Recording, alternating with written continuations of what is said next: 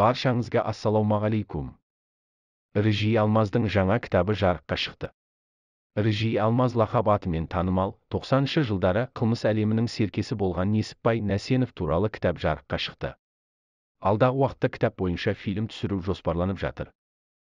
Халқымыздың тарихында өмірінің соңына дейін ішкі-сыртқы жаумен арпалысып, жанын тәуекелге тігіп, тағдырдың сынағына сынбай, көп дүниені басынан кешірген қазақтың арланы Несіпбай Нәсенов, Рыжий Алмаз ағамыз жайындағы тұңғыш төл туындымыз жарыққа шықты.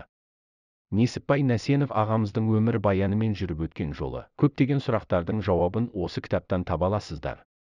Кітаптың саны шектеулі делінген Instagram әлеуметтік желісінде жарияланған жазбада. Кітап авторы кәсіпкер Бекжан Нәлібаев. Кітапта қылмыс әлемінің серкесі дүниеге келген сәттен бастап, оның ақырғы демі таусылғанша дейінгі өмірі баяндалған. Кітап орыс тілінде жарыққа шыққан. 450 беттен тұрады. Кітапта марқұм Несіпбек Нәсеновтың эксклюзивті суреттері мен ол туралы бұрын-соңды еш жерде айтылмаған ақпараттар жинағы жарияланған. Кітап 2018 жылы жазыла бастаған. Еске салсақ, Несіпбай Нәсенов 1961 жылы Семейде дүниеге келген. 90-шы жылдары Қазақстанның қылмыс әлемінің серкесі деп танылып, айыпталып, бірнеше рет түрмеге қамалған. Рыжий Алмаз жасырынып жүріп, Испанияда белгісіз жағдайда көз жұмған. Ақтауда шенеунікке 30 миллион теңгеге жуық айыппұл салынды. Маңғыстау облыстық ауыл шаруашылығы басқармасы басшысының орынбасары лауазымды тұлға бола тұра шаруа қожалықтарына күн батареяларын орнатуға субсидия түсуін бақылап, ықпал етуі мүмкін. Ол 2019-2020 жылдар аралығында патронат және көмек көрсеткені үшін жалпы сомасы 705.000 теңге пара алған. Қылмыстық іске қатысы бар екінші тұлға мемлекеттен субсидия алу үшін Колды порталында жалған келісім шарттар жасап, оларда сатып алынған тауардың нақты құнынан жоғары баға көрсеткен. Ол өзінің алаяқтық әрекетімен мемлекетке 6.903.275 теңге көлемінде материалдық залал келтірген. Сот үкімімен ауыл шаруашылығы бөлімі бастығының орынбасары, Қазақстан Республикасы қылмыстық кодексінің 366 бабының 3 бөлігінің 4 тармағымен лауазымды адамның ақша түріндегі бірнеше рет пара алуы кінәлі деп танылды. Заңсыз әрекеттер. Қазақстан Республикасы қылмыстық кодексінің 371 бабының 2 бөлігі. Егер бұл құқықтар мен заңды мүдделерге елеулі зиян келтірсе, лауазымды адамның қызметке адал емес немесе немқұрайлы қарауы салдарынан өз міндеттерін орындамауы немесе тиісінше орындамауы, ұйымдардың немесе қоғамның немесе мемлекеттің заңмен қорғалатын мүдделерін абайсызда ауыр зардаптарға әкеп соққан.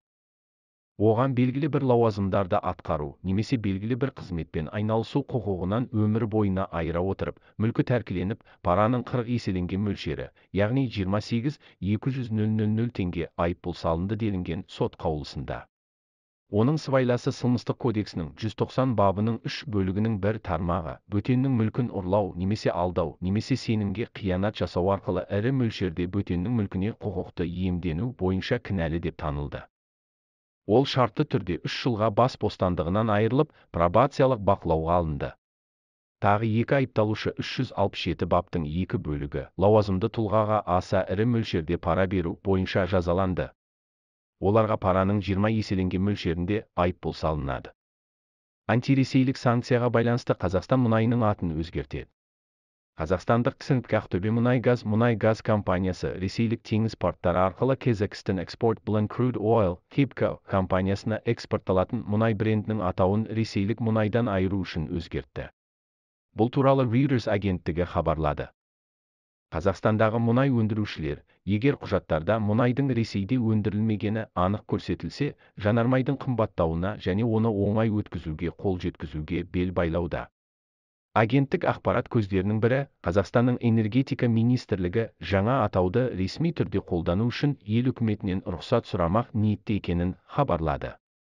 Әйтпесе, қазақстандық компаниялар аккредитив ашуда қиындықтарға тап болады. Мұндай шешім біздің мұнайымыз санкцияларға ұшырамау үшін қажет шара және оның аты құжаттарда шыққан елді анық көрсетеді. Агенттікке сұхбат берген трейдерлер бұған дейін қазақстандық мұнайды ресейлік мұнаймен бірнеше рет шатастырып алғанын айтты. Жалпы алғанда, Қазақстаннан экспортқа жеткізілетін мұнайдың 20% Ресей теңіз порттары арқылы өтеді. Өткен жылы шамамен 13,3 миллион тонна. Мамыр айының соңында Еуроодақ елдері Ресейден шыққан мұнайды жеткізуге ішінара эмбарго салуды қамтитын 6-шы санкциялар пакетін келісті. Еуроодақ басшылығы жанар-жағармайды теңіз арқылы тасымалдауға тыйым салынғанын, олар Ресейдің мұнай экспортының 3/2-сіне қатысты екенін түсіндірді. Санкциялар Ресей мұнайының ЕО елдеріне импортына 6 айдан кейін, ал мұнай өнімдеріне 8 айдан кейін толық тыйым салынады деп болжайды. Байқоңырдан Донбасс зымыраны ұшырылды. Байқоңыр ғарыш айлағынан ТХР және ылпыр деп аталатын мойындалмаған елдердің тулары бар Донбасс зымыран тасығышы ұшырылды. Зымыран ғарыш кемесі экипажына отын, су, сығымдалған азот және қажетті құрал жабдықтарды жеткізетіндігі көрсетілген. Зымыранның тұмсығында Донецк және Луганск деп аталатын республикалардың әлемдік қоғамдастық, оның ішінде Қазақстан мойындамаған тулары және Донбасс деген жазу бар. Ұшыру 3 маусым күні Нұрсұлтан уақыты бойынша сағат 15:32-де өтті. Кәрім Мәсімов пен Тимур Құлыбаевтың Дубайдағы мүлкі әшкере болды. Жақында қазақстандықтардың Дубайда құны $1 миллиард бағаланған жылжымайтын мүлкі бар екені анықталды. ЕО салық обсерваториясының есебіне сәйкес 1550 қазақстандықтың Дубайда жалпы құны $1,018 миллиард болатын 2694 мүлкі бар. Орта есеппен қазақстандықтар бір жылжымайтын мүлікке $377,989 жұмсаған. Сарапшылар Дубайдағы 800,000 жылжымайтын мүлік бірлігінің иелері туралы мәліметтерге талдау жасады. Осылайша, офшорлық жылжымайтын мүліктің үлесі үлкен болып шықты. Кем дегенде $146 миллиард шетелдіктер нарыққа шел компаниялар арқылы инвестициялады. Бұл Лондондағыдан 2 есе көп. АК Дубайдағы ең қымбат жылжымайтын мүлік қай қазақстандыққа тиесілі деген сұраққа жауап берді. Әзірге олардың бірнешеуі ғана белгілі. Нұрсұлтан Назарбаевтың немересі Нұрәлі Әлиев, бұрынғы премьер-министр, және ОК-ның экс-басшысы Кәрім Мәсімов, қазір тұтқында. Нұрсұлтан Назарбаевтың күйеу баласы Тимур Құлыбаев. Нұрәлі Әлиев Астана әкімінің орынбасары бола тұрып, Дубайдан резиденция сатып алған. Ол бұл қызметті 2014-2016 жылдар аралығында атқарған. Сол жылдары ол Дубайдың әр түрлі сәнді аймақтарында 4 резиденцияға ие болған. Әлиевтің 2 пентхаусы Парсы шығанағы жағалауындағы Jumeirah Beach Residence шағын ауданында орналасқан. Тағы 2 резиденция Дубайдағы элиталық маринада орналасқан. Кәрім Мәсімовтің Дубайдағы Executive Towers кешенінде пәтерлері бар.